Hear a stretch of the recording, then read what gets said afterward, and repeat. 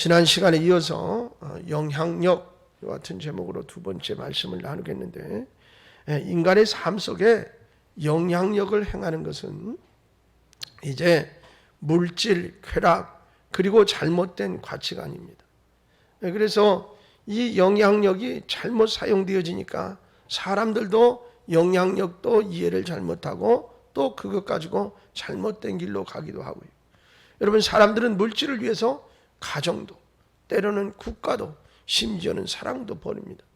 어느 뉴스엔가 보니까 이제 자기네 회사의 아주 중요한 기밀을 다른 나라에 팔아먹었다, 이런 이야기 들어보면, 여러분, 지금은 서로 세계가 얼마나 경쟁을 하는지, 하루아침에 이리저리를 뺏겼다가 다시 이렇게 했다가 할 수밖에 없는, 옛날 나라 팔아먹으면 이한용이 비슷한 거예요. 자기 산업적인 그런 것들을 다 팔아먹으면. 그러니까 이건 물질 때문에 국가도 상관없고 가정도 상관없고 사랑도 버리고, 사랑 얼마나 귀한 겁니까? 그럼에도 불구하고 그것이 자꾸 뒷전으로 밀려나요. 악한 영은 모든 감각을 쾌락에 빠지게 해서 경건한 삶을 자꾸 파괴합니다. 특별히 탈근대주의를 표방하는 포스트모던주의, 이 포스트모더니즘의 영향은 기독교의 절대 가치를 자꾸 부정해요. 그리고 진리로 살고자 하는 사람들의 길을 잃게 만듭니다. 그래서 포스트모던의 여러 가지 특징이 있지만 가장 큰 특징이라고 할 수 있는 것은 너도 옳고 나도 옳다는 거예요. 내 것도 인정하고 내 것도 인정하고, 왜 서로 다른데 다 다르지 않느냐 생각이. 그러니까 너 것도 인정하고 내 것도 인정하자고 그래. 이게 이렇게 폼으로 보면 굉장히 멋있어 보여요. 그렇잖아요. 내 것도 인정하고 내 것도 인정. 그러다 보니까 요즘 사회는 부부 사이에도 돈을 따로따로 쓰죠. 내가 받은 월급은 내 거, 내가 받은 월급은 내 거. 그래서 너 100만 원, 나 100만 원 내서 살림 살고 나머지는 노터치야. 굉장히 좋아 보이는데 사실은 그렇지 않습니다. 거기에 굉장히 큰 함정이 있어요. 그러니까 여러분, 이제 뭐냐면 MZ 세대 그러면서 요새 MZ니까 그렇지. 저는 별로 좋아하지 않습니다. 왜 그러냐면 이 MZ는 삶의 기준이 모호합니다. 내가 주장하는 건 그거 맞는 거야. 내가 하고 싶은 대로 하는 건데 나도 맞아. 그러니까 우리가 이렇게 살아가는 과정 속에서 이 상대방이 이해 안 돼도 죄는 제 거고 나는 내 거니까. 그것이 좋아 보이느냐 이 말이에요. 여러분, 뭐든지 법의 테두리도 필요한 것이고 사람의 어떤 윤리 도덕적인 기준도 필요한 것이에요. 그래서 이러한 잘못된 영향력 속에서 그리스도인이 영향력 있는 삶을 살기 위해서는 참 어렵다. 그래서 망령되고 허탄한 신화를 버리고 경건에 이르는 훈련을 계속 해야 하노라라고 바울 사도는 오늘 우리에게 명령하고 있습니다. 그러니까 경건의 훈련을 하는 사람은 자신은 물론이고 다른 사람들에게도 영향력을 줄 수 있다, 그런 얘기가 되겠어요. 우리는 나이와 신분과는 관계없이 누군가에게 영향력을 행사할 수 있습니다. 여러분, 부모로서 혹은 신앙인으로서, 때로는 친구로서 어떤 재능을 발휘함으로써 누군가에게 영향력을 행사할 수 있어요. 영향력을 가진 성도는 자신을 통해 다른 사람이 잘 되도록 돕는 자가 되어야 합니다. 돕는 성도가 되기 위해서 지난주에 이어서 영향력에 관한 말씀을 계속 전달하면서 은혜를 나누겠습니다.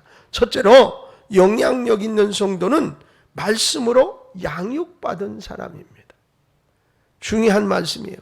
오늘 본문 6절 7절에 보니까 내가 이것으로 형제를 깨우치면 그리스도 예수의 좋은 일꾼이 되어 믿음의 말씀과 내가 따르는 좋은 교훈으로 양육을 받으리라. 망령되고 허탄한 신화를 버리고 경건에 이르도록 내 자신을 연단하라 그랬습니다.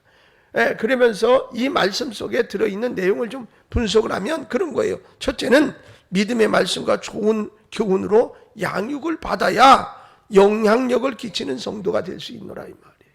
알아야 옛날에 위원장도 한다고 그랬어요. 시켜준다고 무조건 할 수 없잖아요. 할 줄 알아야 하는 거거든요.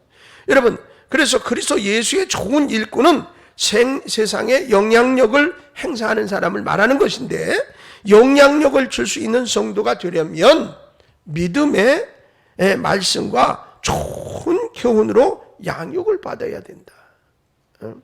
즉 마치 아기들이 엄마 젖을 먹으면서 성장하는 것처럼 신앙인이 어려도 이제 신령한 말씀의 젖을 사모하고 먹음으로 점점 구원에 이르고 또한 성화되어 예수 그리스도를 닮아가는 신앙으로 성장되어 갈 때 다른 사람에게 영향력을 끼칠 수 있노라 그런 거예요. 여러분, 베드로전서 2장 2절에도 그런 말씀이 있잖아요. 갓난 아기들 같이 순전하고 신령한 젖을 사모하라. 이는 그로 말미암아 너희로 구원에 이르도록 자라게 하려 함이니라 라고 말씀했어요.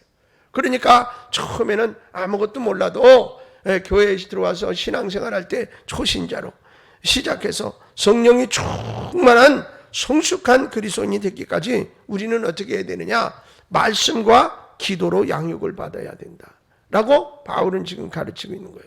그러니까 말씀 훈련과 기도 훈련이 중요한 것이라는 것을 이제 이야기하고 있지요. 그러면서 순전한 신령한 젖이라 이렇게 표현하는 것에 주목할 필요가 있는데, 이것은 뭐예요? 교회에는 진리의 말씀에 씨를 뿌리는 참된 교사와 그 가르침이 있는 곳이 교회라는 거예요. 반면 교회 안에는 또 거짓 교사들과 거짓 가르침의 씨가 뿌려지기도 한다는 겁니다. 여러분, 사람이 모인 것이 완전할 수가 없어요. 중요한 것은 전에도 말씀드렸지만 성경에서도 그렇게 비유를 할 때 이제 교회를 구원의 방주라 이렇게 표현을 하기도 하잖아요. 그래요. 그런데 이 배에 탄 사람들 보니까 박 집사는 어떻게 늘 보면 재수 없어 보이고, 이 집사는 이간질하게 생겼고, 조 집사는 늘 조잘되는 것 같고, 그래서 나는 이 배에 타기 싫어. 근데 이 배는 어디에 있어요? 물 위에 떠 있다고요. 그 물 위에서 이 배로 올라타지 않으면 물에 빠져 죽는 거예요. 다시 말하면 이 교회라는 공동체가 완전하지 못하고 이 사람 저 사람 다 모였기 때문에 그 사람 싫어서 싫고 저 사람 싫어도 싫어. 그러면 어떻게? 바닷물로 뛰어내리는 수밖에 없어. 거기는 세상이야. 그러면 어떻게? 죽는 거라. 천국 못 간다 그런 얘기예요. 우리 식으로 여기가 안전하지 않아도 이 배에 타야 천국 갈 수 있어요. 그래서 우리는 완전한 사람들이 아니에요. 완전을 위해서 노력하는 사람들이에요. 노력하는 사람들이. 그렇기 때문에 여기는 어떻게 잘못된 것도 있고 잘된 것도 있다 이 말이에요. 그렇기 때문에 교회 안에서는 알곡과 가라지가 함께 자랄 수도 있어요. 그렇다고 가라지를 뽑으려다 알곡까지 다치기 때문에 성경은 뭐예요? 심판 때까지 그것을 맡겨놓으라고 말하고 있죠. 여러분, 우리는 믿음의 말씀과 좋은 교훈으로 자신을 훈련하는 일에 게을러서는 아니 되는 줄로 믿습니다. 두 번째로 경건에 이르도록 자신을 훈련해야 하노라. 여러분, 그리스도 예수의 좋은 일꾼이 되기 위해서는 자신을 훈련해야 하는데 경건에 이르도록 그랬어요. 경건이라는 말은 헬라어로 유세베이안이라는 단어를 쓰는데, 이 단어는 깨끗한 양심으로 하나님을 예배할 수 있는 마음, 그런 뜻이에요. 직역을 해서 번역을 하면. 그러니까 한마디로 예수님의 성품을 닮아가는 것을 가르쳐 경건이라 그렇게 말해요. 그러니까 경건의 훈련은 뭐로 가능하냐? 말씀과 기도로 가능하다 이렇게 얘기했어요. 여러분, 디모데전서 4장 5절에도 있어요. 하나님의 말씀과 기도로 거룩하여짐이니라. 할렐루야. 그러니 말씀을 읽는 것, 말씀을 듣는 것, 말씀을 배우는 것, 이런 것에 게을러서는 경건에 이르를 수가 없다. 그리고 깨어 기도하는 일도 마찬가지인 것입니다. 그러므로 다른 사람들에게 영향력을 행사하려면 먼저 기도와 말씀의 경건 훈련을 통해서 예수님을 점점 닮아가는 성품의 소유자가 되어져야 하는 것이라 그 말입니다. 육체의 훈련은 잠깐의 유익을 주노라 그랬어요. 그러나 오늘 본문에도 뭐라고 그랬어요? 경건은 범사에 유익하다 그랬어요. 범사에 유익하다. 이 세상에서도 큰 유익을 얻게 되는 능력이 됩니다. 그러나 그것으로 끝나는 것이냐? 그렇지 않습니다. 천국에서도 영원한 이제 영광과 상급으로 연결이 됩니다. 그렇기 때문에 아주 중요해요. 연구에 의하면요, 2주일 동안 운동을 하지 않으면 체력이 저하되고 운동을 지속해서 얻은 근육과 신체 능력이 상당히 감퇴가 된다고 그럽니다. 그래서 이제 뭐 이렇게 걷기 운동을 하시건 뭐 이런 근력 운동을 하시건 무슨 운동을 할 때 의사 선생님이나 아니면 그런 운동 처방사들이 얘기할 때 일주일에 그래도 3번은 하셔야 됩니다 라고 말하는 이유가 거기 있어요. 일주일에 하루 하고 그 다음 쉬고 그 다음 날 하든지 이렇게 해서라도 3번 이상은 꼭 해야 그것이 어느 정도 유지된다는 거죠. 근데 덴마크 코펜하겐 대학교 연구진이 2주 동안 아주 젊은이들, 힘이 세고 뭐 이렇게 한 20대 젊은이들을 실험을 했어요. 다리를 묶고 전혀 활동을 못하게, 그러니까 뭐 밥 먹고 이러는 거 외에는 운동을 못하게 하는 거예요. 막 걸어 다니는 것도 안 돼.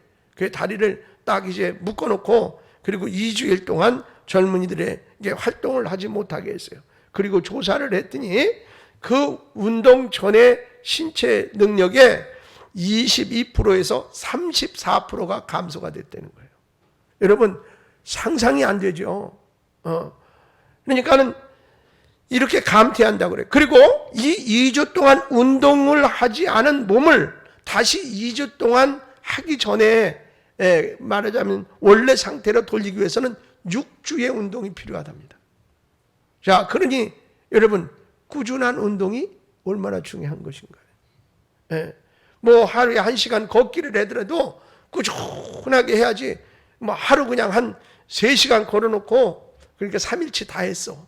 그러니까는 그냥 3일 푹 쉬고 그렇게 리듬이 안 된다는 거죠. 그러니까 운동을 해도 꾸준하게 계속해야 함을 이야기하고 있어요. 2주만 쉬어도 그걸 회복하기 위해서 6주가 필요하면 3배가 더 필요한 거잖아요. 그러니까 여러분 건강할 때 건강도 지켜야지. 건강을 잃고 나면 원래 상태로 돌아가기가 어렵습니다. 그런 거와 마찬가지예요.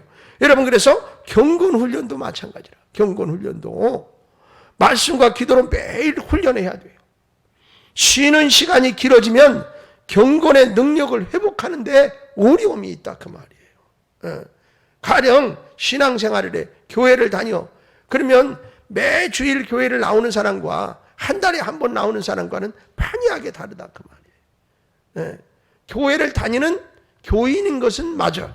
그러나 어떻게 경건에 이르는, 다시 말하면 예수님을 닮은 성품을 배워가서 그 성품을 담는 일에는 실패할 수밖에 없는 것이에요.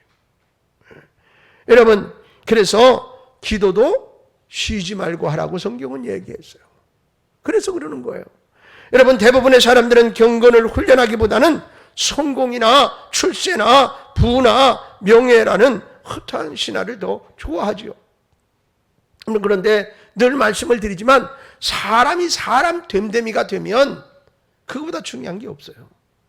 여러분 학교에서 공부 1등 좀 못하면 어때요? 1등 하면서 나쁜 성품 가지고 있어가지고 그 1등한 머리 가지고 세상에 나가서 다른 사람들 사기나 치고 다른 사람을 해코지나 하면 뭐 1등한 게 뭐가 그 대단한 거예요? 여러분은 오히려 중간에 라든 꼴찌를 해도 정말 좋은 성품의 사람을 가지고 있다면 오히려 그 사람을 어떻게 주변에 다른 사람들이 도울 것이고 그 사람의 주변에 사람들이 모여들어요. 그 작은 영향력이라고 말하지만 그러나 그것이 모이면 큰 영향력이 되어지는 거예요. 그렇기 때문에 여러분 그것을 쫓아가면 뭔가 큰 유익이 있을 것이다 이렇게 생각을 하지만 성공신화에 사로잡혀서 자신의 영혼이 망가지는 것도 모르게 되는 거예요. 여러분 그래서 경건의 훈련을 하는 자는 세상의 신화를 버리고 영향력 있는 예수님의 성품을 닮아가는 훈련을 위해서 최선을 다해야 할 줄로 믿습니다. 세 번째로 소망을 하나님께 둔 성도로 양육해야 하노라 그랬어요.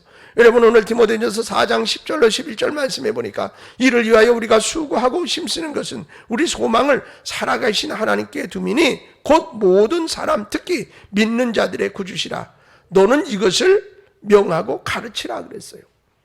소망을 살아계신 하나님께 두고 살아가는 사람은 엄청난 영향력을 행사합니다. 이런 이야기가 있어요. 어떤 목사님이 죽었어. 그래서 천국에 갔답니다. 천국문에 들어서서 서니까는 사도 바울이 손에 종이 한 장을 들고 나와서 그를 반갑게 맞이해 주면서 고개를 갸우뚱거리더래. 반갑게 맞이하긴 했는데 고개를 갸우뚱거리니까 나를 아직 잘 못 알아보나. 그래서 이 목사님이 열심히 자기 자신을 세상에서 하듯이 소개하는 거예요. 처음 사람을 만나면 자기를 소개하잖아요. 그래서 소개하는 거예요. 세상에서 힘들게 어려운 환경에서 신학 공부를 하고 신학 박사 학위를 받고 내가 아주 작은 교회에 가서 목회를 했는데 열심히 해가지고 교인들 숫자가 2,000명이나 넘는 큰 교회로 성장시켰다고 자기 목소리를 막 높여가면서 자랑을 하면서 막 소개를 했대요. 그때 사도 바울이 네네 목사님 잘합니다. 여기 자세히 기록도 돼 있고요.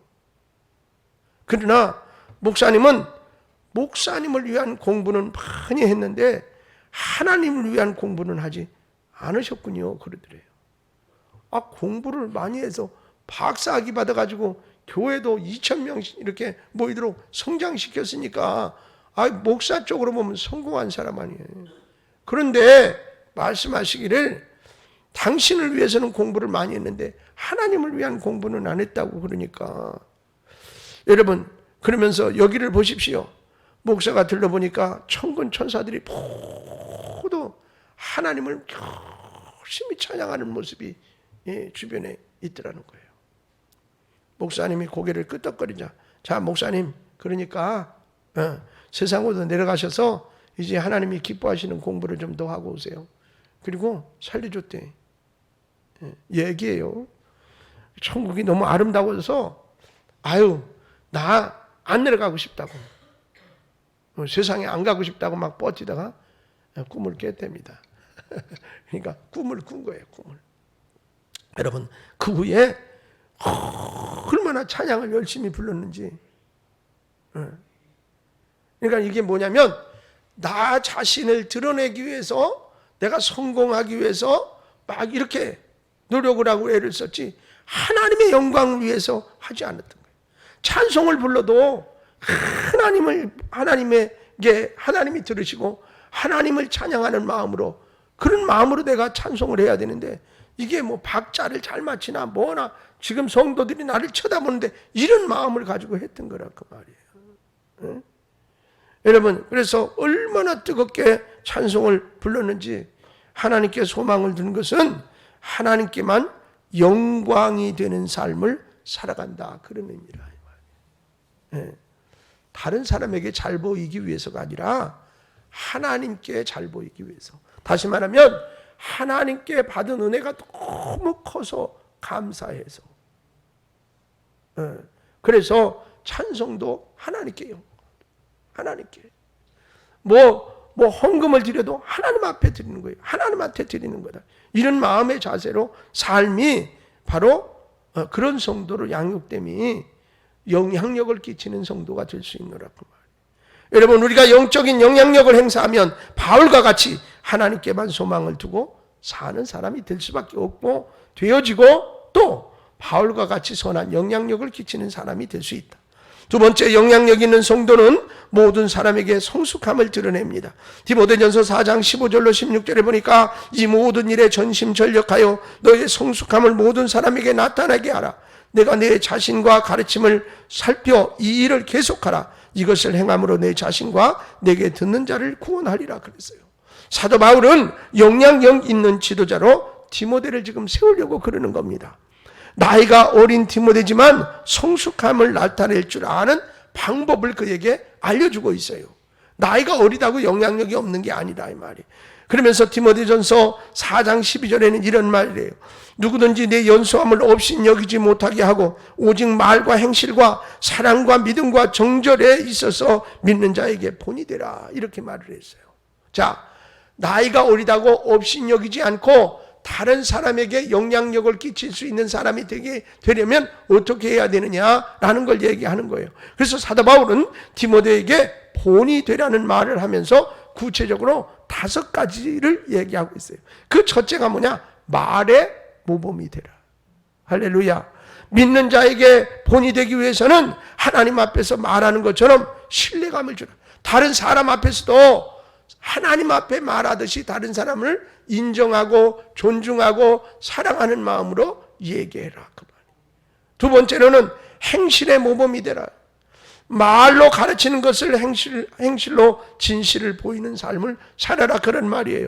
우리가 말씀을 잘 배우고 많이 안다고 해도 그 말씀을 행실로 본을 보이지 않으면 그것은 뭐예요? 의미가 별로 없어요. 그래서 성경 야고보서는 뭐라고 그래요? 행함이 없는 믿음은 죽은 것이다라고 말하잖아요.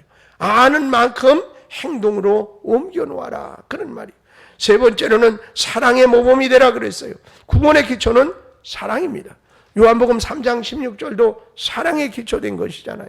사랑은 자기 것을 구하지 않고 하나님 것과 그리스도의 교회의 것을 구합니다. 영향력 있는 성도는 사람들의 관계 속에서 자기 이권을 자꾸 챙기려는 사람이 아니에요. 또 자기 명성을 높이려는 사람이 아니에요. 오히려 사랑은 아무 보답을 생각하지 않고 나누고 헌신하는 삶이에요. 여러분, 나이를 먹으면 가끔은 그런 생각이 들 때가 있대잖아요. 뭐냐면 자식이 섭섭한 거야. 자식이.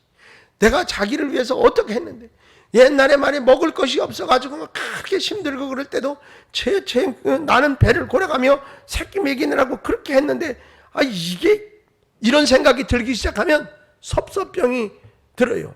근데 그 섭섭병은 말이에요. 어떻게 되냐면 자꾸 부풀어. 막 눈덩이처럼. 점점 섭섭함이 늘어나면 자식 새끼가 꼴보기 싫어요. 여러분, 그냥 부모로서 자식을 누가 시키지도 않았는데 희생하며 사랑으로 계속 베푼 것으로 그냥 끝나야 되는 거라. 부모는 그냥 끝나야 돼. 그리고 자식이 그 부모님의 사랑을 알아서 하는 거지. 그걸 섭섭하기 시작하면 말도 못해. 그렇게 따지면 목사는 여기 못 서 있어. 섭섭해서. 나는 자기를 위해서 밤새서 기도하고 막 이랬는데 어느 날 갑자기 교회가 싫다고 그냥 간대야. 한 3, 4일 잠이 안 와. 얼마나 섭섭한지 몰라. 그렇게 따지면 얼마나 섭섭하겠어요. 여러분, 그렇지 않다니까요. 주님이 내게 주신 사랑을 생각하면 내가 베푸는 사랑은 별거 아니야. 그러니까 자녀를 위해서 부모가 베푸는 사랑도 그 내리사랑이라. 그렇게 베풀고 그것으로 끝나야지. 그걸 자꾸 받으려고 생각하면 이게 헌신의 삶이 아니에요. 그리고 그 사랑은 뭔가 조건적인 사랑이 되는 것이죠.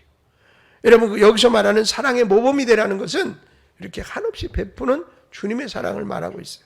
그 다음에 믿음의 모범이 되라고 그랬어요. 영향력 있는 믿음의 사람은 예수님의 헌신을 본받아서 자신의 생명을 예수님께 드릴 정도의 삶을 사는 거예요. 그러니까 그리스도께서 나를 구원해 주시기 위해서 자신의 생명을 나를 위해서 던지셨죠. 그런 것처럼 우리는 하나님의 나라의 사역을 위해서 내 생명을 드리겠다는 모범을 가져야 돼요. 선교사님들 오늘도 이제 오후에 오셔서 간증하시고 말씀하시겠지만 그분들을 보면 그런 마음 없으면 그 선교지에 못 가요. 아이고, 아프리카 생각을 해봐. 아직도 뭐 여기다 꽂고막 내뛰면서 오오오 이러고 있는. 아침에 교회 오라고 그래서 온다고 약속을 쳤다같이 했는데 아무리 기다려도 안 오는 거야. 시간 개념이 없어갖고. 그러니까 그냥 간다고 그랬지. 우리는 어떻게 몇 시까지 이렇게 약속을, 그 사람들은 간다고 그래서 내일 가든 모레 가든 글피 가든 내년에 가든 가면 되는 거지.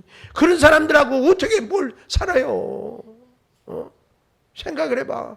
집에 그냥 어떻게 고개 숙이고 뛰어들어가고 소똥 발라가지고서 그냥 이렇게 한 집에서 얼기얼기 해놓고 사는 그런 사람들. 그런 사람들 곁에 여러분 가서 그 사람들을 어떻게 영혼 구원하는 거예요. 예수 믿는 사람 만드는 거라니까요. 얼마나 속상하겠어. 답답하기도 하고. 근데 오늘 오는 선교사님은 또 아이고 여인의 몸으로 그거 참나 왜 그랬나 모르겠어. 왜 그랬나. 무엇 때문에? 주님이 날 위해 희생하신 그 삶을 알기 때문에 그들을 위해서 내가 예수님처럼 그냥 베풀고 주며 한 영혼이라도 사랑하고 그 영혼을 살리고자 하는 마음이 그 열정이 식어지고 없어지면 선교사 노릇 못해요. 근데 그 믿음의 모범을 보이라는 거예요. 마지막으로 순결한 삶의 모범이 되라고 그랬어요. 여기 정결이란 깨끗하고 순수하고 순결한 삶을 의미하는 거예요. 여러분 그러니까 유혹을 받을 수 있는 미혼의 젊은 디모데에게 성적 순결도 강조했어요. 성도들이 순결함이 없다면 세상에 빛이 셀 수 없다. 그런데 이 정결이란 단어는 하그네 이하라는 단어를 쓰는데 이거는 무슨 뜻이냐면 성적 순결에도 깨끗하고 순수하다 그런 의미를 포함하고 있어요. 그러니까 영향력 있는 사람은 모든 면에서 어떻게 깨끗하게 살아가야 된다. 영향력 있는 성도가 되기 위해서 우리는 바울의 권면과 같이 성숙한 인격을 키워나가는 일에 최선을 다해야 합니다. 다른 사람에게 영향력을 주는 성도에게는 누군가 나를 지켜보고 있음을 알아야 되겠어요. 여러분 또한 성숙한 인격으로 모든 사람과 바른 관계성을 키워나가야 됩니다. 바른 관계성을 키우는 성숙한 인격이라면 우리는 어떤 팀이나 조직에 막대한 영향력을 끼치고 도움이 될 수 있는 사람이 될 수 있습니다. 사도 바울은 디모데에게 성숙함을 모든 사람에게 나타내라 이렇게 명령했어요. 마치 영적인 영향력을 행사하도록 한 거나 마찬가지. 다시 말하면 여러분 어떻게 이제 성숙함이란 함부로 그 가지고 있는 어떤 노하우나 이런 것 때문에 젊은이나 그걸 잘 모르는 사람이 함부로 대할 수 없잖아요. 그런 것처럼 디모데에게 여러 가지로 보완된 삶을 살아서 그들에게 본이 되는 삶을 살라는 얘기를 하고 있는 거죠. 디모데는 활달한 성격의 사람이 아니었어요. 그는요 유대인 어머니와 헬란 아버지 사이에 태어났으니 호녀라예요. 지금은 그래도 호녀라들이 너무나 많으니까 우리가 이해를 잘하지만 여러분 옛날에 송탄에는 미군 부대가 있었고 거기 이제 우리가 숫고개라고 그랬는데 거기는 이제 호녀라들이 들어 있었습니다. 그러면 죄송해요 강단에서 이런 말해서 그때 당시는 튀기 그랬어요. 굉장히 안 좋게 그렇게 여기고 그렇게 부르고 그랬단 말이에요. 그런데 여러분 지금 유대인 어머니와 헬라인 아버지 세어난 호녀라예요 디모데가. 그러니까 여러분 지금보다도 훨씬 옛날이잖아요. 그러니까 여러분 사마리아 사람들 순수열적이 아니라고 상대도 안 하려고 그랬었는데 이렇게 이런 사람 디모데를 존경한다? 쉽냐 이 말이에요. 그러니까 이 디모데가 얼마나 많은 노력을 해야 할지 이해가 되시죠? 그런데 존경을 받았다는 것은 그가 모든 사람에게 인정받을 만한 행동과 지식과 이런 것들을 가지고 있었다라고 보셔야 되는 거예요. 그렇기 때문에 내성적이고 조용한 편이었어요. 거기다가 또 몸도 약했어요. 그럼 보세요. 디모데전서 5장 23절에 보니까 이제부터는 물만 마시지 말고 내 위장과 자주 나는 병을 위하여. 바울이 그렇게 얘기했다니까. 건강하지 않다는 거잖아요. 자, 그리고 영적인 생활은 외조모 로이스와 어머니 유니게의 영향을 받았어요. 또한 영적 신앙의 아버지인 사도 바울의 양육을 받으면서 영향력 있는 큰 지도자로 성숙해 나가기 시작했어요. 기도하는 훈련, 기본적인 신앙의 패턴은 할머니와 어머니를 통해서 배웠고 바울이 그 외에 여러 가지 영적 깊이나 이런 것들을 가르쳤단 말이죠. 그 증거로 디모데는 거짓 없는 믿음의 사람이었다라고 증언하고 있습니다. 디모데후서 1장 5절에 보니까 이는 내 속에 거짓이 없는 믿음이 있음을 생각함이라. 내 믿음은 먼저 내 외조모 로이스와 내 어머니 유니게 속에 있더니 내 속에도 있는 줄 확신하노라. 할머니와 어머니가 가지고 있는 순수한 믿음을 그대로 이어받았다라고 칭찬을 하고 있어요. 모든 사람들 앞에서 칭찬받는 성품의 사람이었다라는 겁니다. 사도행전 16장 2절로 3절에 글을 이렇게 말해요. 디모데는 누스드라와 이고니온에 있는 형제들에게 칭찬받는 자니. 바울이 그를 데리고 떠나고자 할새 그 지역에 있는 유대인으로 말미암아 그를 데려다가 할례를 행하니 이는 그 사람들이 그의 아버지는 할례인인 줄 다 알미러라 그랬어요. 여러분, 우리도 영향력 있는 성도가 되기 위해서 디모데처럼 성숙한 성품을 소유하고 세상의 빛과 소금을 드러내는 복된 성도로 살아가는 여러분이 되어주시기를 주님의 이름으로 축원합니다. 쉽게 말하면 어떤 어려운 문제를 만났는데 다른 사람은 털썩 주저앉아서 일어나지도 못하고 헤매고 힘들어하고 지쳐서 아무것도 못하는데 믿음의 성도는 그것을 대하는 태도가 달라요. 똑같은 문제를 만났어도. 그래서 다시 벌떡 일어나서 그것을 계기로 더 열심히 살아. 그것이 바로 본을 보이는 삶이에요. 이런 영향력을 끼치는 복된 성도 되시기를 다시 한번 주님의 이름으로 축원합니다.